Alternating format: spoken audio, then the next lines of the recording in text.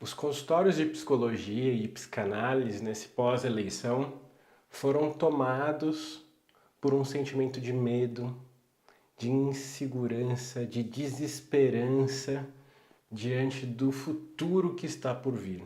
Rompimentos e desilusões com relações familiares e amigos, muitas vezes antigos, também foram um dos principais temas de sofrimento.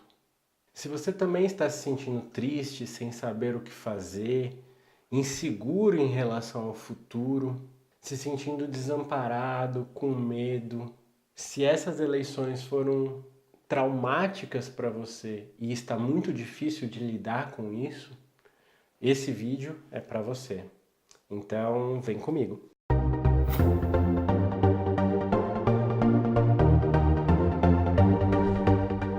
Eu sou o psicólogo Ronaldo Coelho e esse é o canal Conversa Psi. No vídeo de hoje a gente vai tratar desse tema que é tão importante nesse momento atual, que é uma reorganização de sentimentos, de perspectivas em relação ao futuro, após esse momento que foi o momento da eleição de um candidato que se elegeu com uma proposta que é distópica. Eu concordo com o escritor e crítico literário Julian Fuchs, né, ou Julian Fuchs, porque ele é filho de pais argentinos. E o Julian, ele escreveu no The Guardian, na semana passada, algo que ia nessa direção. A gente está vivendo aí um momento da distopia, né, onde quem ganha a eleição vem com essa proposta distópica, ou seja, o contrário da utopia. Se nós tínhamos a utopia de um mundo melhor,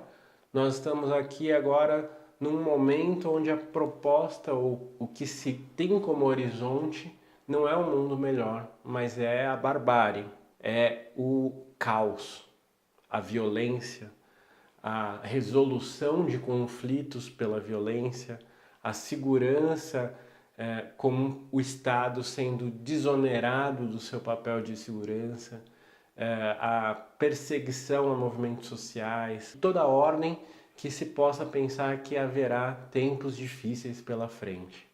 Nesse sentido é distópico. E o que o Julian diz é que uma das maneiras, ou talvez a principal maneira de resistir é resgatar a utopia. Eu concordo com ele. Eu concordo que nós temos que resgatar todo esse sentimento e essa vontade de um mundo melhor para se viver. Ok, mas e aí, como fazer isso? A gente vai procurar responder neste vídeo.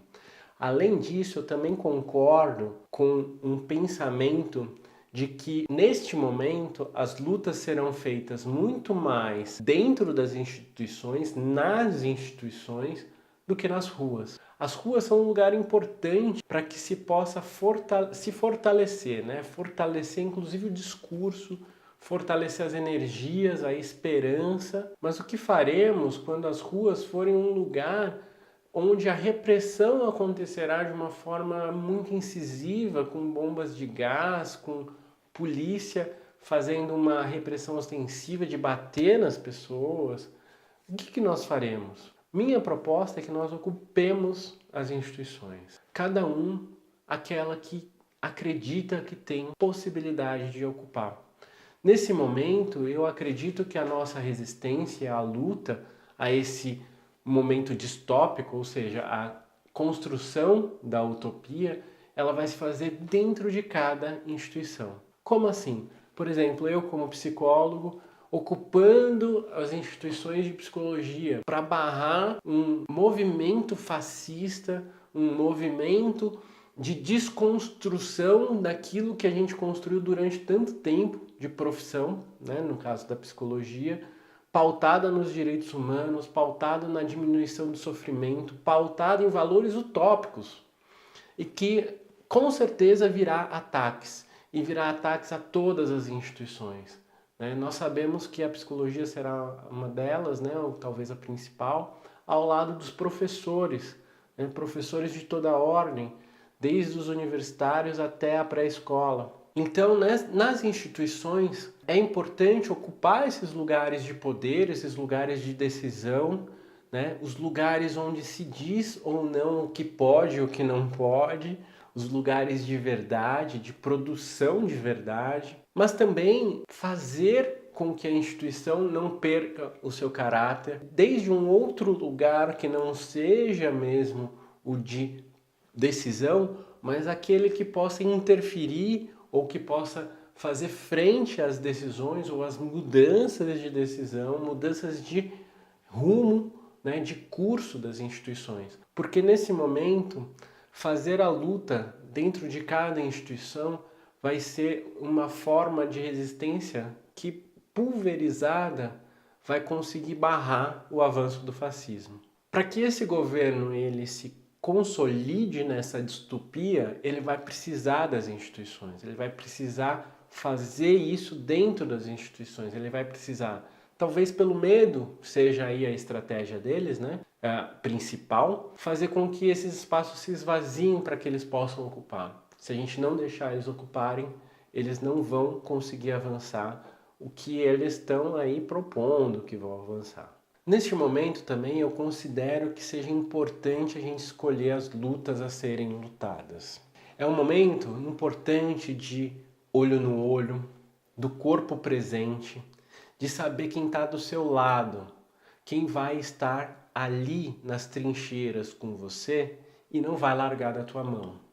Aquela pessoa que você pode confiar, aconteça o que acontecer. Me parece que isso é importante. Importante a tal ponto que, se não há essas pessoas na instituição onde você está, ou da qual você participa, que você possa escolher outros grupos, que você possa escolher outras instituições e que faça essas lutas com quem realmente você acredita que pode confiar. Eu vinha dizendo nos meus outros vídeos sobre o esvaziamento do discurso.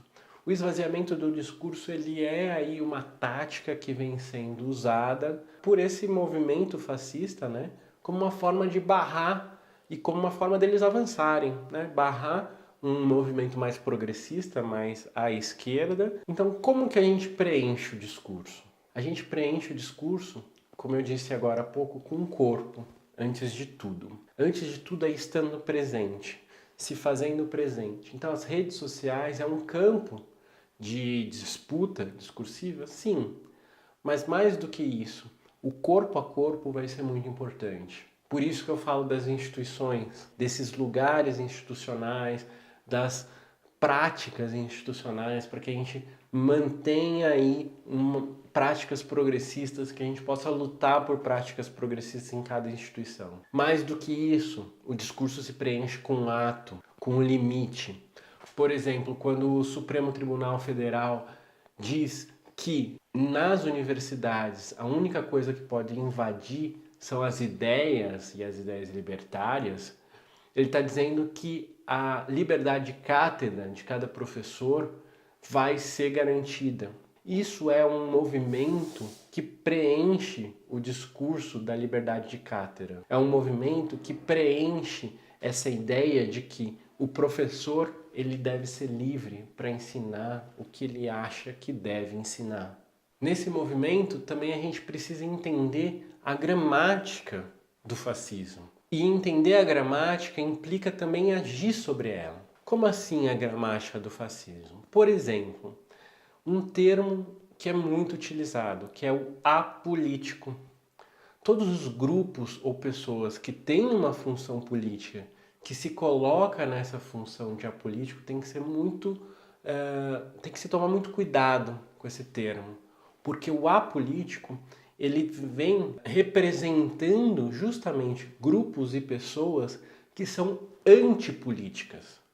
Então, por exemplo, o Escola Sem Partido é um grupo fascista que quer tirar da escola justamente o pensamento crítico, como nós sabemos. Um grupo que dentro da psicologia está se formando, que é a psicologia apolítica, também é um grupo fascista, que quer propor uma psicologia que não tenha crítica social, que não tenha crítica daquilo que nós vivemos nesse momento. Ou seja, não é apolítico, é antipolítico.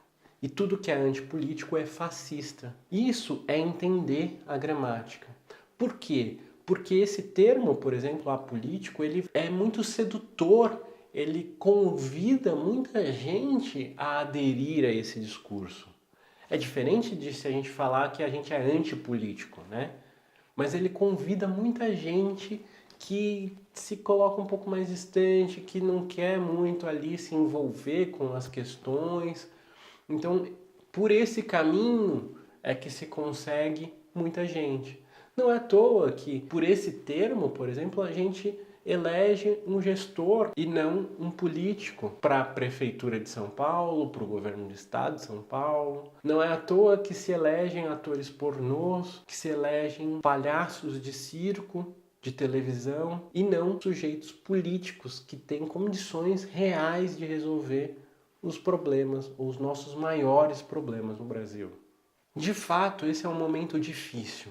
Muito difícil. O que vem por aí é algo que a gente ainda não sabe ainda o que vai ser. É um momento de distopia, mas não é um momento de certeza de que vai ser tudo muito ruim. Algumas coisas vão ser muito ruins, mas a gente ainda não sabe qual é o jogo que vai ser jogado a partir de janeiro.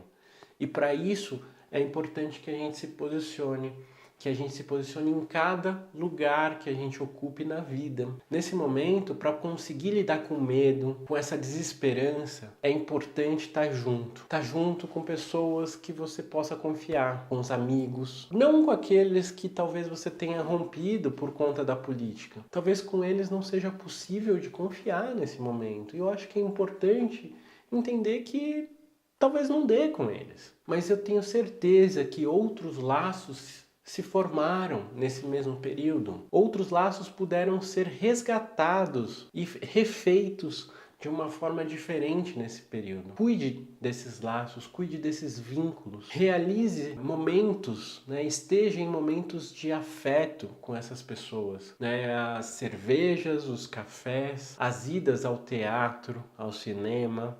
É necessário muita arte nesse momento, que a gente possa estar em contato com a arte, com a música, porque os canalhas não podem com a arte. Isso é fato. E a arte, ela alimenta a utopia, ela alimenta a vontade de um mundo melhor, ela alimenta a esperança. Essas relações, elas são mais importantes do que se pode imaginar num primeiro momento. Invista nelas, esteja com seus amigos. Esteja também com os familiares que estão aí ao seu lado. Nesse momento, pode ser que tenha acontecido rupturas familiares com os pais, ou mesmo com outros familiares, né, tios, primos. É um momento de esperar que essa ruptura se resolva de alguma forma no futuro. É momento de manter mesmo uma certa distância, talvez não se desligar completamente, mas manter uma certa distância para que essas feridas elas possam aí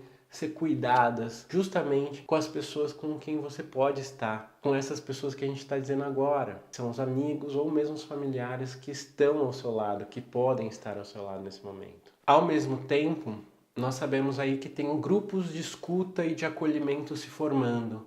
Por exemplo, no SEDES, né, que é o Instituto aí de Formação de Psicanalistas, vai ter um grupo aí se formando em alguns dias da semana. Eu vou colocar aqui abaixo na descrição. Eu ainda não sei de outros grupos que estão se formando. Talvez haja outros e eu também vou colocar aqui embaixo na descrição. Esses grupos podem ser espaços para se elaborar esses sentimentos, né?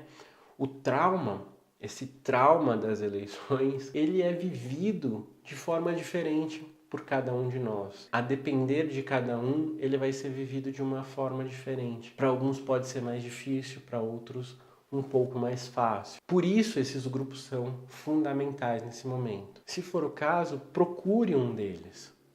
Se for o caso, deixa aqui o comentário embaixo, a gente vai tentar ajudar aí o máximo nesse sentido. Talvez eu esteja em algum dos grupos também aí que se organize nesse sentido. E eu também vou deixar aqui na descrição embaixo, caso isso aconteça, caso vocês também queiram esse tipo de acolhimento. Então é isso. Eu tinha falado no último vídeo que talvez esse canal não continuasse. Pensei muito nisso, inclusive. Eu também passei por esse momento de não saber, de estar na dúvida que caminho seguir e decidi continuar. Decidi continuar justamente fazendo a disputa dentro da psicologia, que vai ser um campo onde vai ser muito atacado, nós sabemos. Vou fazer inclusive um vídeo falando especificamente sobre isso e vou continuar com esse canal sim, como resistência, como forma de fazer a luta dentro da psicologia, de impedir o avanço do fascismo desde a psicologia, tá ok? Para você que quer continuar aqui nessa conversa, continuar nessa resistência psi, se inscreve no canal, curte e compartilha esse vídeo. Até o próximo vídeo.